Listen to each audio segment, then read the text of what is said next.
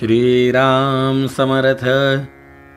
नागेश नामा सकळा जिव्हाळा, मना जपे रे शिवमंत्रमाळा।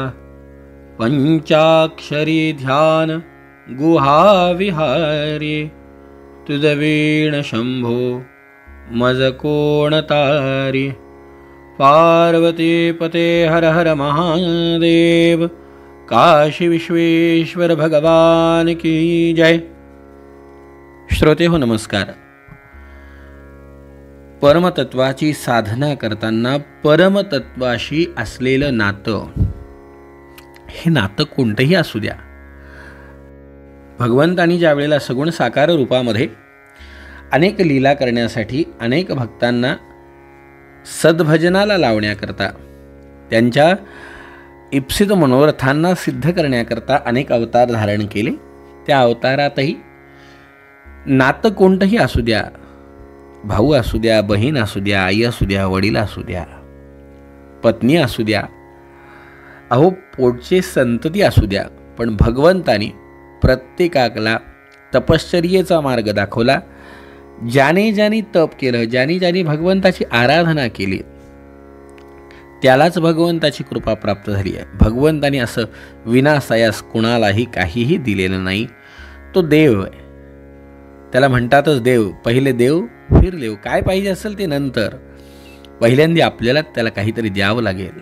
स्कंद सांगतात, हे मुनीश्वरा, एकेकाळी काशीपुरीमध्ये सनारू नावाचे एक मुनी वास्तव्य करत होते। गृहस्थ धर्माचं पालन करणारे होते। आश्रम करून ब्रह्मयज्ञपरायण, अतिथीपूजक, भगवान शिवलिंगाची पूजेमध्ये तत्पर असलेले हे ऋषी तीर्थामध्ये कधीही दान घेत नव्हते। आपल्या म्हटलेलंच मंडळी, मुखम दग्धम परान्नेन हस्तौ दग्धम परिग्रहात।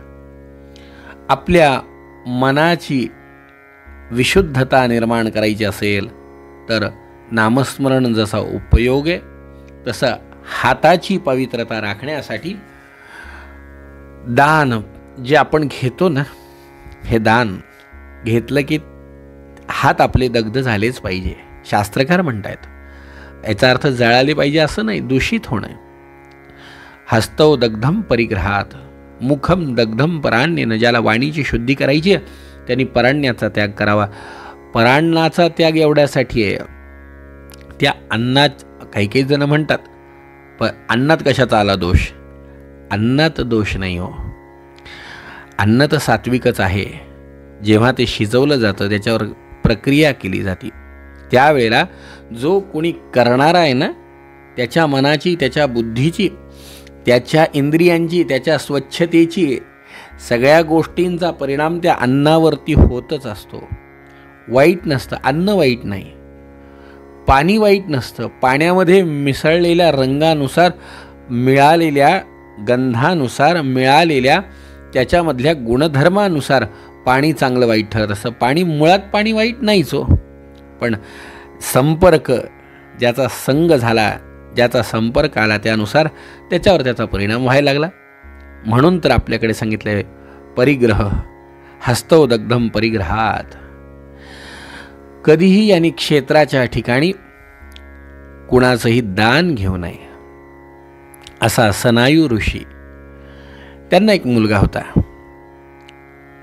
त्याचं नाव उपजंघनी नाव असं होतं।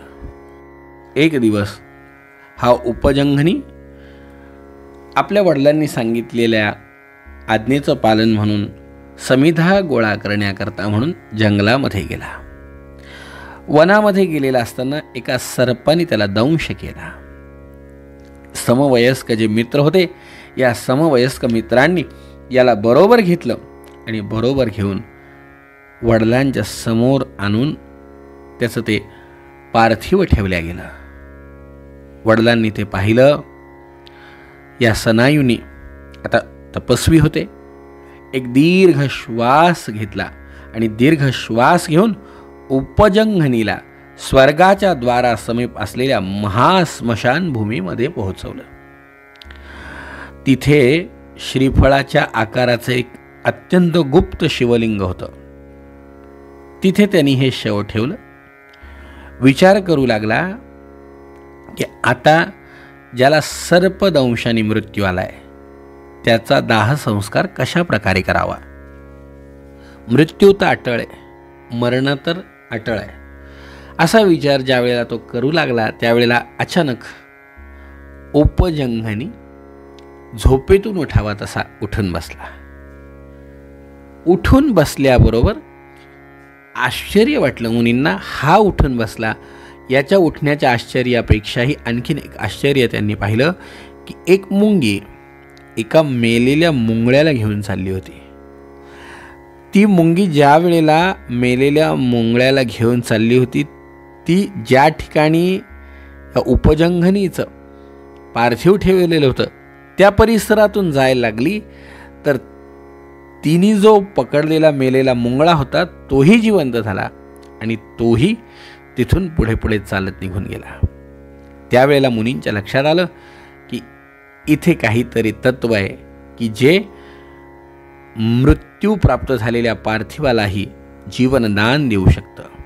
असं म्हणून आपल्या कोमल हातांनी मुनींनी ती जमीन खोदायला सुरुवात केली. मंडळी, जिथे जमीन खोदली तिथे नारळाच्या आकाराचं एक शिवलिंग त्या ठिकाणी स्थापन केलेलं त्याचं दर्शन झालं. स्नानोनी त्याची पूजा केली. प्राचीन हे लिंग अमृतेश्वर नाव याचं ठेवलं. का?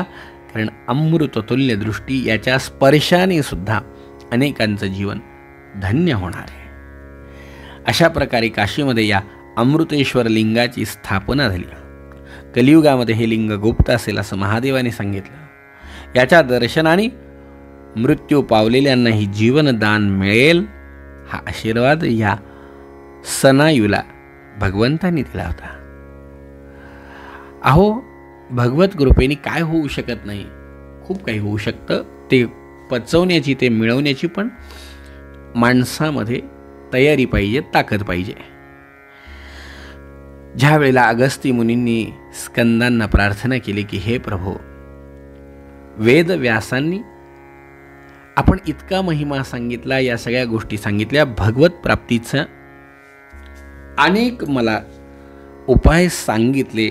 माझी एक इच्छा आहे की अपवित्र असलेलं हे शरीर, हे इंद्रिय, सात्विक या इंद्रियांची शुद्धी होण्याकरता जे जे काही कृच्छ, थोडक्यात जे जे काही प्रायश्चित्त, चंद्रायण व्रत सांगितलेत, या सगळ्या व्रतांचं मला निरूपण करावं. अत्यंत महत्त्वाचा भाव प्रगट करून या ठिकाणी स्कंदजींना विचारलेला प्रश्न, त्याचं उत्तर स्कंदजींनी दिलं. हे महाबुद्धे, मी अनेक कृच्छ म्हणजे अनेक प्रायश्चित्त तुला सांगणारे. आता तू शांततेने हे ऐक. जे जे शक्य होईल ते करण्याचा प्रयत्न कर. सगळी गोष्टी जमतीलच असं नाही, ऐकायला हरकत नाही. मंडळी, दिवसातनं एक वेळा जेवण करायचं, दुसऱ्या दिवशी रात्री जेवण करायचं. पहिल्या दिवशी एकदा सकाळी जेवण करायचं, दुसऱ्या दिवशी थेट रात्री जेवण करायचं, तिसऱ्या दिवशी जे काही मिळेल न मागता ते खायचं एक वेळा, आणि चौथ्या दिवशी अखंड उपवास करायचा. अशा प्रकारे 4 दिवस केल्या जाणारं हे सगळ्यात पहिलं व्रत, त्याला पादकृच्छ असं म्हणतात. कमळ, बेल, कुश यांच्या पानांनी एक एक दिवस पाणी पिऊन राहणं याला पर्णकृच्छ असं म्हणतात. तिळाचं तेल, तूप, मठ्ठा, पाणी, सातूचं पीठ हे खाऊन एक एक दिवस अंती एक दिवस उपवास करणं याला सौम्य कृच्छ असं म्हणतात. 3 दिवस प्रातःकाळी हविषान्न भोजन करणं, त्यानंतर 3 दिवस सायंकाळी हविषान्न भोजन ग्रहण करणं, त्यानंतर 3 दिवस न मागता जे काही प्राप्त होईल त्याचा एक वेळा आहार करणं आणि अंती 3 दिवस अखंड उपवास करणं याला कृच्छ्र व्रत असं म्हणतात. अतिकृच्छ्र व्रताचं पालन केलं तर ते एका दिवसामध्ये एक घास असं 3 दिवस प्रातःकाळी खायचे, 3 दिवस संध्याकाळी एक घास फक्त अन्नाचे ग्रहण करायचे. त्यानंतर सलग 3 दिवस आयचित आहार ग्रहण करायचा, 3 दिवस उपवास करायचा, 3 दिवस केवळ दूध प्यायचं. याला कृच्छ्रातिकृच्छ्र असं म्हणतात. 12 दिवस अखंड उपवास करण्याला पराक व्रत असं म्हणतात. प्राजापत्य नावाचं एक व्रत अनुष्ठान आहे. 3 दिवस प्रातःकाळ, 3 दिवस सायंकाळ आणि 3 दिवस आयचित अन्न ग्रहण करायचं. शेवटी 3 दिवस उपवास करायचे. 12 दिवस असे झाले की 13व्या दिवशी पंचगव्य, ज्यामध्ये गोमूत्र, शेण, दही, दूध, तूप आणि कुशोदक असं एकत्र करून 1 दिवस त्याच्यावर राहायचं. 1 दिवस दिवस रात्र पुन्हा उपवास करायचं. याला कृच्छ्र सांतपन असं म्हणलेलं आहे. 7 दिवस सप्ताह दिन महासांतपन व्रत केल्या जातं, ज्यामध्ये प्रतिदिवशी एक दिवशी पंचगव्यातला एक पदार्थ एक दिवशी ग्रहण करायचा. 5व्या दिवशी तूप पिणं झाल्यानंतर 6व्या दिवशी कुशजल, 7व्या दिवशी 1 रात्र उपवास करण्याला महासांतपन व्रत असं म्हणतात. तप्त कृच्छ्र व्रताचं आचरण हे 1 दिवस स्नान करायचं, एकाग्रचित्त होऊन गरम पाणी, दूध, तूप आणि वायू या 4 पदार्थांना 3 दिवस याचं पान करायचं. 3 दिवस गरम पाणी, 3 दिवस गरम दूध, 3 दिवस गरम तूप, 3 दिवस केवळ वायू भक्षण करून 1 भर दूध, 2 भर तूप आणि 1 भर जल याला तप्त कृच्छ्र असं म्हणलंय. जो गोमूत्राच्या साह्याने यवान्न भोजन करतो, शरीर शुद्धीसाठी केलेलं हे व्रत याला एकान्निक कृच्छ्र असं म्हणतात. सगळ्यात महत्त्वाचं जे चांद्रायन व्रत आहे, हे चांद्रायन व्रत असं आहे की शुक्ल पक्षाच्या प्रतिपदेपासून 1 घास जेवण, 2 घास जेवण, 3 घास असं पौर्णिमेपर्यंत 1 घास वाढवायचा. त्यानंतर पुन्हा उतरत्या क्रमाने 1 दिवस 1 घास कमी करायचा. असं करत करत अमावस्येच्या दिवशी पूर्ण उपवास करायचा. याला चांद्रायन व्रत म्हणलंय. रोज सकाळी 4 ग्लास आणि संध्याकाळी 4 ग्रास जेवण करणं, असं 8 घास जेवण करून 1 महिन्यापर्यंत उपवास करणं याला शिशुचंद्रायण व्रत असं म्हणलेलं आहे. केवळ माध्यान्हकाळी दुपारच्या वेळेला 8 घास अन्न भक्षण करणं याला यतिचांद्रायण म्हणलेलं आहे. शास्त्रांनी अशा अनेक विविध तपांच्याबद्दल प्रयत्नपूर्वक स्नानदान, जप, तप, व्रत, पुराण श्रवण करणाऱ्यांना भगवंताच्या चिंतनाचा महिमा विशेष सांगितला आहे. राग, द्वेष शून्यता, अहिंसा, अप्रतिग्रह आणि दयापूर्ण बुद्धी, दंभ आणि ईर्षेचा अभाव, न मागता जे मिळेल त्या गोष्टीचा अंगीकार करणं, लोभ आणि आळस्याचा अभाव, कठोरतेचा त्याग आणि दैन्य भावनेचा आश्रय न घेता जीवनामध्ये जगणाऱ्यांच्या कल्याणाचा परममार्ग आणि मंडळी हे करणारे आहेत. आपण जर काही दशकांपूर्वी जे महात्मे आपल्या परमपावन भागामध्ये विचारण करत होते, हे श्री अण्णा महाराज सोनईकर यांनी पण अशा अनेक प्रकारचे व्रतांचं आचरण केलेलं आहे. मंडळी, महात्मे खूप होऊन गेलेत.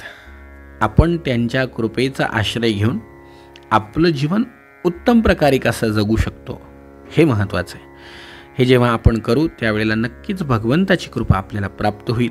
आणि ही कृपा प्राप्त करून घ्यायची असेल तर भगवंताच्या कृपेचा आश्रय घ्यायचा असेल तर जे काही शास्त्राने सांगितलं आहे, जे काही शास्त्राधारण आपल्याला जे काही जमतं, सगळ्या गोष्टी अशाच जमतील असंही नाही. जे काही जमल त्यानुसार ते करायचं आणि आपलं कल्याण साधून घ्यायचं. जय जय रघुवीर समर्थ.